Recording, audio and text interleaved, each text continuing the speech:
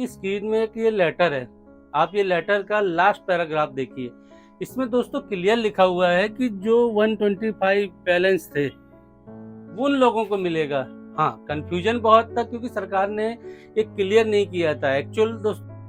नमस्कार दोस्तों, युद्ध सम्मान योजना के तहत जो 1 महीने से चल रही थी कार्रवाई, वो 1 महीना तो बीत गया। आपने भरा तो ठीक, नहीं भरा तो भी ठीक, लेकिन दोस्तों आपको युद्ध सम्मान योजना का जो कड़वा सच है वो जानना जरूरी है। दोस्तों बहुत से सब्सक्राइबर हैं जो बोलते हैं फेक है या सही भी है। देखिए सब प्रकार के लोग हैं दोस्तों। कुछ तो ऐसे हैं कि जो जिला सैनिक बोर्ड में गए हैं तो उन्हें आर्मी वाले देख के हंस रहे हैं कि आपको कहाँ मिलेगा 15 लाख रुपए। तो दोस्तों बहुत से व्यूअर के बहुत से क्वेश्चन है। तो दोस्तों आज के वीडियो में मैंने 5 पॉइंट बनाए। हाँ, अगर आप ये पांचों पॉइंट देख लेते हैं तो आपको युद्ध सम्मान योजना का A to Z क्लियर हो जाएगा और जो ये कड़वा सच है तो आपको भी रियलाइज होगा कि देखिए दोस्तों, जो मिलना है या नहीं मिलना वो तो भारत सरकार के ऊपर तय है, लेकिन क्या है, आपको पाना है, आपको मिलना है तो आप मेहनत कीजिए। देखिए जमाने के पीछे मत चलिए कि जमाना क्या कर रहा है। तो चलिए आज का वीडियो शुरू करता हूँ। हाँ, वीडियो के स्टार्ट में बोलता हूँ कि आप वीडियो को स्किप करके मत देखिएगा, क्योंकि अगर आप पांचों पॉइंट समझ जाते हैं तो आपको युद्ध सम्मान योजना का क्लियर हो जाएगा। और कुछ जो कंफ्यूजन और क्वेश्चन है आपके माइंड में कि क्या हमें मिलेगा, नहीं मिलेगा, मेरे दादाजी थे, मेरे को रक्षा मेडल है, जो भी है A to Z वो क्लियर हो जाएगा। तो चलिए आज का वीडियो शुरू करते हैं। पहला क्वेश्चन है, क्या ये 15 लाख वाला सच है?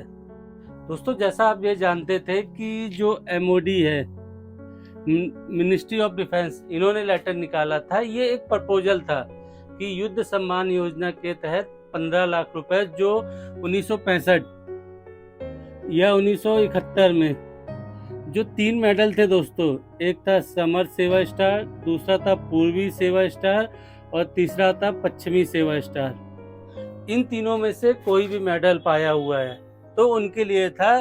तो ये दोस्तों सच्चाई थी। हाँ दोस्तों, आपको कंफ्यूजन वही, आप जा रहे हैं किसी से पूछ रहे हैं तो वो आपके ऊपर हंस रहे हैं, तो दोस्तों एक्चुअल में ये सैनिक बोर्ड के पास नहीं आया था। हाँ दोस्तों, लेकिन इसमें भी एक कंफ्यूजन है।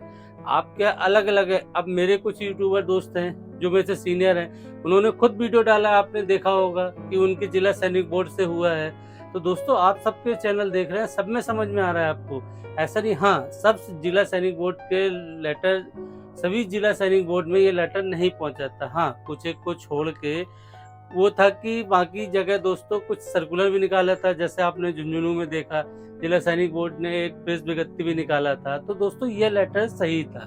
अब चलते हैं दोस्तों जो हमारा दूसरा पॉइंट है। दोस्तों दूसरा पॉइंट है कि ये एप्लीकेशन भर के हमें कहाँ भेजना था। दोस्तों ये बहुत कंफ्यूजन रही है। हाँ, आपने भेज दिए तो ठीक है, लेट कर रहे हैं, ये डेट निकल चुकी है, एग्जैक्ट किसी को इतना एक्सपेक्टेड डन नहीं है। तो दोस्तों देखिए, ये जो एप्लीकेशन थी इसको आपको DESW या आपका जो रिकॉर्ड है, आप रिकॉर्ड को भेज सकते रहे हैं। हाँ, आपने भेजना है या नहीं भेजना वो आपके ऊपर डिपेंड था कि आपने कहाँ भेजा है। हाँ, मैंने पहले की वीडियो अगर आपने देखे होंगे तो मैंने सभी रिकॉर्डों की जो लिस्ट थी, जैसा आप जानते हैं दोस्तों कि अब हम सिविल में हैं, पेंशन आने के बाद आपका सिविल एड्रेस नहीं चलता है कि आप अगर सिग्नल रिकॉर्ड में थे तो सिग्नल रिकॉर्ड का एड्रेस ये नहीं लिखेंगे कि दमाल road, signal road, Jabalpur MP, जो उसका एड्रेस होता है। तो अब आपको दोस्तों लिखना पड़ेगा सिग्नल रिकॉर्ड का जो मैन होता है वो पिन नंबर। दोस्तों ये आपको पिन नंबर के साथ एड्रेस भेजना पड़ता है। तो मैंने लिस्ट दी थी। हाँ, अगर आपको चाहिए तो आप मेरे ग्रुप में व्हाट्सएप लिंक है, तो यूट्यूब से आप डिस्क्रिप्शन में व्हाट्सएप लिंक है तो आप उससे ले सकते हैं। तो दोस्तों ये आपको क्लियर हो गया। अब मैं जो तीसरा पॉइंट बता रहा हूँ दोस्तों, मैंने स्टार्ट में नहीं बोला कि आपको ये इम्पोर्टेंट है, क्योंकि पांचों पॉइंट ही इम्पोर्टेंट थे, तो वो मैं बता रहा हूँ, वो ध्यान रखिए। तीसरा पॉइंट है दोस्तों, सतर्क रहें। तो मैं इसलिए बोल रहा हूँ सतर्क रहें कि देखिए दोस्तों, कोई भी चीज आर्मी की निकलती है या किसी भी डिपार्टमेंट की निकलती है तो जालसाज लोग बहुत एक्टिव हो जाते हैं। आप पेंशनर हो, आपको इतनी जानकारी नहीं। हाँ, आपको अगर इतनी जानकारी होती तो आप अपने लैपटॉप से या PC से खुद ही फिलअप कर देते, आपको CSC सेंटर में जाना पड़ता। लेकिन दोस्तों बहुत से मामले ऐसे आ रहे हैं कि ये जो फॉर्म थी या एप्लीकेशन, आप ये याद रखिए कि इसके लिए कुछ चार्ज कर रहे हैं लोग, कि कहीं 500 ले रहे हैं। तो मेरा ये वीडियो के माध्यम से, देखिए मिलना न मिलना ये एक प्रपोजल था सरकार के ऊपर, आपने भेज दिया, अच्छा किया है, लेकिन आप एप्लीकेशन भराने के नाम पे मत दीजिए। हाँ, जो चार्ज लगता है, देखिए आप अगर सीएससी सेंटर जाते हैं या पैसा निकालने जाते हैं, आप एक चीज याद रखिए कि अगर आप अपनी पेंशन निकालने जाते हैं तो आप अगर विधन बैंक में जाएंगे, जो रूल है दोस्तों, मैं किसी सीएससी सेंटर वाले को ब्लेम नहीं कर रहा हूँ या किसी भी जो ऐप से पैसा निकालते हैं, अगर आप विधन बैंक में जाते हैं तो पेंशन निकालने तो वहाँ आपका चार्ज नहीं लगता है, क्योंकि आपने फिंगर निकाला, आधार से आपके पैसे निकल जाते हैं। हाँ, लेकिन अगर आप जैसे आपका एसबीआई है और आप इंडियन बैंक के उसमें गए सीएससी में, तो उसमें आपका तो चार्ज लगता है, जैसे आप जानते हैं कि 1% जो भी रूल है सीएससी सेंटर का, तो वैसे आपको फॉर्म भरने का चार्ज ले सकते हैं कि हाँ जो भी ये है कि ये 50 या 100 रुपए, ये तो दोस्तों एक मुनासिब है कि कोई फ्री में आपका काम नहीं करेगा। हाँ, आप सीएससी सेंटर जाते हैं तो 50 या 100 रुपए लगेंगे, तो वो आप दे सकते हैं, वो अफोर्डेबल है कि आपका फॉर्म फिलअप किया, अपलोड किए पूरे डॉक्यूमेंट, तो उसका पीडीएफ बनाया, जेपीजी बनाया, तो उसके लिए 50 या 100 रुपए लगते हैं। हाँ, कोई 500 1000 आपसे मांगता है कि ये भरने का मैं करा दूंगा, ये सब करा दूंगा, तो आप उनके चक्कर में मत रहिए। तो दोस्तों आइए, ये तीसरा पॉइंट क्लियर हो गया होगा। अब मैं चलता हूँ चौथे पॉइंट की ओर। दोस्तों चौथा पॉइंट है, क्या सच में सरकार 15 लाख रुपए देगी? तो दोस्तों ये तो अभी एक्चुअल दोस्तों ये कहानी स्टार्ट हुई थी 2022 से। आप एक चीज याद रखिए कि एक प्रपोजल निकला था 2022 में, ये अभी 2024 का लेटर जो आप देख रहे हैं 2022 से स्टार्ट हुआ था, कि जो अफसर्स थे उनको कहा गया था कि जो 1965 या 71 में जो जंग लड़े हैं उनकी एक लिस्ट बनाई जाए। फिर एमओडी ने ये कहा कि अगर हम अफसर्स का करते हैं तो उसके साथ साथ जेसीओस, ओआरस और अदर, दोस्तों मैं अदर भी इंक्लूड कर रहा हूँ, क्यों? अगर ये जंग हुई थी तो इसमें सिर्फ आर्मी वाले नहीं थे, कुछ सिविलियन भी इंक्लूड थे दोस्तों। तो इसलिए आप ये याद रखिए कि इसके कारण, प्रपोजल कारण, फिर उन्होंने बोला कि एक काम करते हैं, हमें कंपेल करते हैं कि अभी तो ये बहुत हो जाएगा। आपके माइंड में ख्याल हो रहा होगा कि जब सरकार आपका 18 महीने का डीए और डीआर नहीं दी तो क्या 15 लाख देगी? तो दोस्तों ऐसा नहीं था, मैं आगे पॉइंट में बताऊंगा। ये ज्यादा नहीं है, आपने भेजा है नहीं भेजा है, ये किन के लिए था, तो वो चीजें हैं। लेकिन हाँ, ये प्रपोजल है अभी दोस्तों, एक लिस्ट कंपेल होगी, फिर जो आपका DEW है ये भेजेगा एमओडी को, फिर एमओडी बना के फिर आपको देगा कि क्या होना है क्या नहीं होना है, तो वो अप्रूवल होगा। तो अब दोस्तों ये क्लियर हो गया। अब चलते हैं जो हमारा लास्ट पॉइंट है।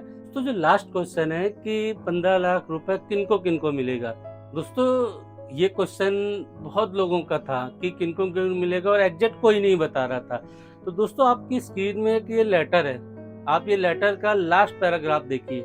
इसमें दोस्तों क्लियर लिखा हुआ है कि जो 125 बैलेंस थे उन लोगों को मिलेगा। हाँ, कंफ्यूजन बहुत था क्योंकि सरकार ने एक क्लियर नहीं किया था। एक्चुअल दोस्तों मेरा एडवाइस था कि ये जो लेटर था इसको जिला सैनिक बोर्ड के थ्रू जो ECHS है या हॉस्पिटल्स हैं वहाँ सर्कुलेट करना चाहिए और एक क्लियर करना चाहिए, क्योंकि दोस्तों बहुत कंफ्यूजन था।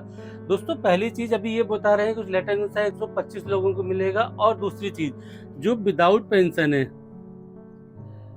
आपके दोस्तों, इसीलिए आपको जो फॉर्म में था आपने देखा होगा कि आपको मांगा गया था कि आप 5 साल का इनकम टैक्स रिटर्न दीजिए, ITR फाइल किया है कि नहीं, आपके पास कितनी प्लॉट है, कितनी जमीन है, कितना क्या है, इसीलिए ये बोला गया था। तो दोस्तों ये सिर्फ उनके लिए था जो पेंशन नहीं पा रहे थे। हाँ, इनमें भी बहुत कंफ्यूजन है, जो पेंशन नहीं पा रहे थे। अब किसी के अगर दादाजी को मिला है तो उनकी दादी, अगर फैमिली एक्सपायर हो गई है दादी, तो उनके नाती या पोतों को भी नहीं मिलेगा। हस्बैंड को मिला था तो वाइफ को मिलेगा, लेकिन अगर वो पेंशन नहीं पा रही है, क्योंकि दोस्तों इसके लिए एक रूल भी निकाला था कि अगर जो पेंशन नहीं पा रहे हैं, तो 2022 का लेटर है दोस्तों, तो KSB में जो प्रियोरिटी पेंशन मिलती है दोस्तों 4500 है समथिंग पर मंथ, तो वो भी ले सकते हैं कि जिनको अगर आर्मी की तरह इनवैलिड पेंशन या पेंशन ना दी जा रही हो, तो अगर वो पहले इनमें भी अप्लाई किए हैं तो अगर उनको भी मिलता है तो ये पेंशन मिलती थी। दोस्तों बहुत आज के वीडियो में आपको क्लियर हो गया होगा कि एक्चुअल ये युद्ध सम्मान योजना किसके लिए थी। और सबसे लास्ट में मैं एक ही चीज कहना चाहूंगा कि दोस्तों ये एक प्रपोजल है, अभी ये खाका तैयार हो रहा है कि किसको देना है नहीं देना है। आई होप दोस्तों आप समझ जाओगे। हाँ, अभी भी अगर मेरे बताने के बाद आपसे कुछ क्वेश्चन छूट गए जो मैंने कवर नहीं कर पाया, तो आप वीडियो के नीचे कमेंट कीजिए, मैं रिप्लाई देने की कोशिश करूंगा। मिलते हैं एक नए वीडियो में। नमस्कार दोस्तों।